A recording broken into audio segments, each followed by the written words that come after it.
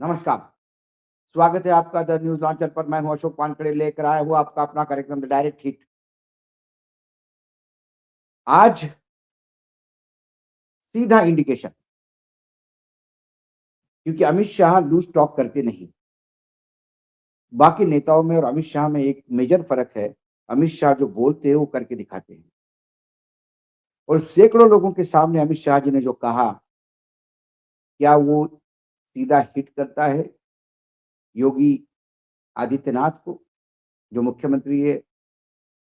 क्या अगले मुख्यमंत्री कोई और होंगे उत्तर प्रदेश के, यदि बीजेपी को वापस लाना हो तो? क्या योगी जी को गोरखपुर की वापसी तय मानी जाए? ये सारे इंडिकेशन इसलिए दिखाई देते हैं क्योंकि अमित शाह जी ने एक बहुत जबरदस्त भारी भरकम बयान दिया। सनातन मूल्यों को बचाए रखने में नाकाम रहने वाली सरकारें सत्ता में नहीं लौटती, अमित शाह का बयान।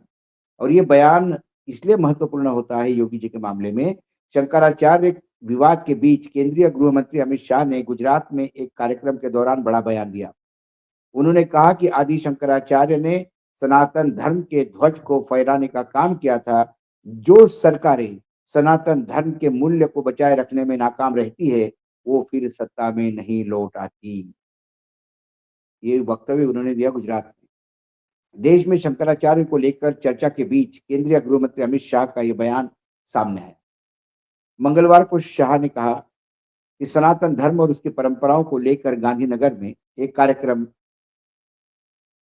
में ये बात कही उन्होंने।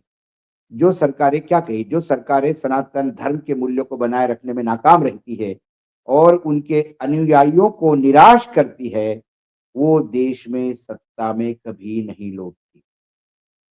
शाह यहाँ स्वामीनारायण संप्रदाय के एक कार्यक्रम को संबोधित कर रहे थे। उन्होंने कहा कि आजादी के बाद विभिन्न सनातन परंपराओं के अनुयायियों ने लंबे समय तक ऐसी सरकार का इंतजार किया जो सनातन धर्म को उचित महत्व दे और उसके सिद्धांत के अनुसार शासन करे। इसके पहले अमित शाह ने कहा कि गुजरात के अपने पुत्र और देश के पीएम नरेंद्र मोदी के नेतृत्व में सरकार चल रही है। आजादी के बाद अनेक संप्रदाय के सभी अनुयायियों को एक ऐसी सरकार की राह देख रहे थे जो हमारे सनातन धर्म को महत्व देकर उसके आधार पर देश चलाए। अमित शाह ने कहा कि आदि शंकराचार्य ने भारतीय पहचान को स्थापित किया और यह सुनिश्चित किया कि सनातन धर्म का ध्वज चारों दिशाओं में खूब लहराता रहे। उन्होंने सनातन धर्म के ध्वज को बुलंद रखा। अमित शाह जी ने कहा कि आदि शंकराचार्य की ग्रंथावली के गुजराती संस्करण का विमोचन करने के बाद कार्यक्रम को वो संबोधित कर रहे थे।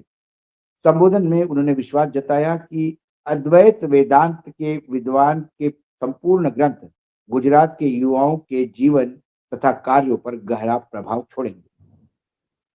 शंकराचार्य का जिक्र करते हुए शाह ने कहा कि इतने कम जीवन काल में इतना कुछ हासिल कर पाने वाले लोग बहुत कम हैं। शंकराचार्य ने पैदल ही पूरे देश की यात्रा की और एक तरह से उन्होंने चलते फिरते विश्वविद्यालय की भूमिका अदा की। केवल पैदल यात्रा ही नहीं की, बल्कि भारत की पहचान स्थापित की, चार दिशाओं में चारों मठों की स्थापना की, ज्ञान के केंद्र बनाए और यह सुनिश्चित किया कि सनातन धर्म का ध्वज चारों दिशाओं में ऊंचा फहराता रहे। उन्होंने कहा कि अपने जीवन काल में आदि शंकराचार्य ने बौद्ध, जैन, कापलिक, तांत्रिक परंपराओं सहित विभिन्न दार्शनिक धाराओं के उदय के बीच सनातन धर्म को लेकर उत्पन्न संदेहों का समाधान किया। शाह ने कहा कि शंकराचार्य ने सभी प्रश्न और आशंकाओं को तार्किक उत्तर दिए। उन्होंने कहा कि संत के आशीर्वाद से उन्हें पूरा भरोसा है कि जो सरकार सनातन धर्म के मूल्यों को कमजोर करेगी, वो दोबारा सत्ता में नहीं आएगी। उन्होंने कहा कि आज देश में ऐसी सरकारें हैं जो सनातन धर्म के सिद्धांतों के अनुसार शासन कर रही है और सांस्कृतिक विरासत को मजबूत कर रही है। अमित शाह ने कहा कि 550 साल से हम सभी इंतजार कर रहे थे कि बाबर द्वारा तोड़ा हुआ राम मंदिर फिर बने। देखते देखते भव्य मंदिर बना और भगवा ध्वज लहराता रहा। धारा 370 हटाकर कश्मीर को हमने अपना बनाने का काम भी नरेंद्र भाई के नेतृत्व में हुआ। 3 तलाक समाप्त हुए। सभी धर्मों के लिए यूसीसी कॉमन सिविल कोड की शुरुआत भी प्रधानमंत्री नरेंद्र मोदी ने ही की है। उन्होंने कहा कि योग, आयुर्वेद, गो सेवा और अनेक तीर्थों का उद्धार, जैसे कि बद्रीनाथ, केदारनाथ, काशी विश्वनाथ, महाकाल और अब सोमनाथ, इन सभी तीर्थों का उद्धार 11 साल में हाथ में लिया गया। ये प्रयास सिर्फ आस्था नहीं बल्कि समाज कल्याण से जुड़े हैं। मुझे विश्वास है कि संतों के आशीर्वाद से सनातन धर्म के अनुयायी निराश हो ऐसा शासन इस देश में कभी नहीं आएगा। बहुत बड़ी बात कह दी उन्होंने। आदि शंकराचार्य का जिक्र और उनके अनुयायियों को निराश न करना। बहुत दिनों से दिल्ली चुप थी।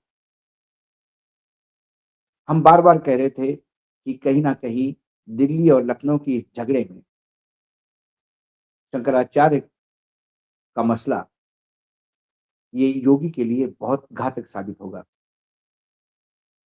शंकराचार्य अभिमुक्तेश्वरानंद महाराज माघ मेले में स्नान के लिए जा रहे थे पालकी में। पालकी में जाना इनकी परंपरा रही है और ये हमेशा पालकी में जाते रहे हैं। सभी शंकराचार्य पालकी में जाते रहे हैं और ये प्रशासन हमेशा उन्हें इस बात की अनुमति क्या उनका साथ देते रहा। इस साल 2026 में ऐसा क्या हुआ कि शंकराचार्य को पैदल जाने के लिए जबरदस्ती की गई। जब वो नहीं गए और उनके शिष्यों ने ये तक कह दिया कि हम एक लाइन में चलेंगे, कोई आपाधापी नहीं होगी, लेकिन प्रशासन नहीं माना।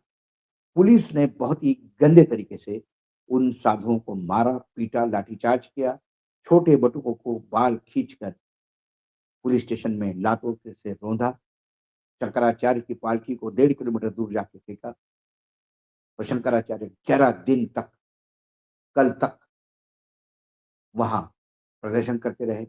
बाद में सरकार ने उन्हें शंकराचार्य आप कैसे ये पूछा, आपको बैन क्यों नहीं किया जाए प्रयागराज से, ये धमकी दी।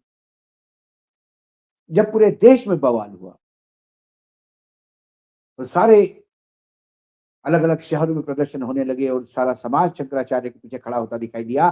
फिर जाके एक पत्र आता है कि आपको फूलों की वर्षा के साथ हम गंगा स्नान करवा सकते हैं। एसओपी आप बताइए कैसे? ये एसओपी तैयार कैसे करेंगे?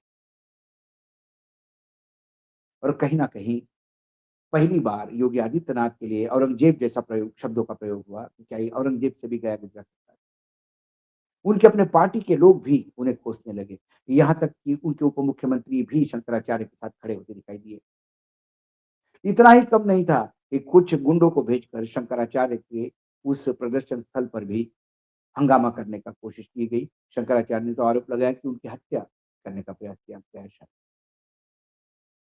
जो वहाँ पे जाके हुड़दंग मचाने वाले लोफर और छिछोरे थे, वो सब योगी आदित्यनाथ की जय-जयकार लगा रहे थे। पूरे मसले में दिल्ली मौन थी, नागपुर मौन है। नागपुर शायद अपने ही कुकर्मों के बोझ के तले चुप्पी साधा बैठा हुआ है। योगी आदित्यनाथ यदि आज मुख्यमंत्री है तो उसके पीछे मुख्य राष्ट्रीय स्वयंसेवक संघ का हाथ था और ये आरएसएस ही है, जिसके बलबूते पे ये मुख्यमंत्री बने ही नहीं, दूसरा टर्म भी लिया। जिस हिंदुत्व की ध्वजवाहक वो अपने आप को कहते थे, बाद में इतने बड़े हो गए कि उन्हें शंकराचार्य भी अपने पैरों के नीचे रोंदने की इच्छा हुई। पहली बार दिल्ली ने मुँह खोला और वो भी पहली बार गृह मंत्री अमित शाह जो इस देश को और संगठन को चला रहे हैं, सबसे ताकतवर व्यक्ति हैं। जब उन्होंने इस बात का इंडिकेशन दिया कि जो शंकराचार्य की मर्यादाओं को या उनके अनुयायियों को सनातन धर्म के अनुसार, क्योंकि आप मंदिर में प्रवेश करते हैं, पुजारियों को पीटते हैं। परंपरा सैकड़ों सालों से 700 साल की परंपरा जिस मंदिर की है, उस मंदिर में आप अपने दर्शन के लिए जाते हैं, तो अपने अहंकार के नीचे उन पंडितों को जो परिवार जिनका निजी मंदिर है, उन महिलाओं के साथ अभद्र व्यवहार करते हैं। ये सनातन का पे हमला नहीं तो क्या? शंकराचार्य को मानने को तैयार नहीं होते। ये शंक और सैकड़ों लोग अलग-अलग शहरों में प्रदर्शन करते हैं आपके खिलाफ। क्या ये सनातन धर्म के खिलाफ नहीं है तो क्या? तो सनातन धर्म का खिलाफ जाने वाला वापस सत्ता में नहीं आता। इसके मायने यदि बीजेपी को सत्ता में वापस लाना होगा तो उन्हें बाबा योगी आदित्यनाथ को गोरखपुर भेजना बहुत ज़रूरी है। क्या अगले चुनाव के पहले ही इनकी छुट्टी होगी या चुनाव के बाद इनकी छुट्टी होगी? ये तो नहीं कह सकते, लेकिन योगी आदित्यनाथ के लिए अमित शाह से मुँह से निकला हुआ ये शब्द अब उनकी जो जिसको बिगिनिंग ऑफ द एंड कहते हैं, उनके मुख्यमंत्रित्व के पारी की अंत की शुरुआत तो नहीं माने जाएँगे। हम बार-बार न्यूज़ लॉन्चर पे कह रहे थे कि ये मेघ मेला में शंकराचार्य के साथ किया गया दुर्व्यवहार शायद योगी जी को बहुत भारी पड़ेगा और वर्तमान में वही दिखाई दिया है। आज डायरेक्ट हिट में इतना ही, कल फिर आता हूँ किसी विषय के साथ। तब तक के लिए नमस्कार, देखते रहिएगा द न्यूज़ लॉन्चर।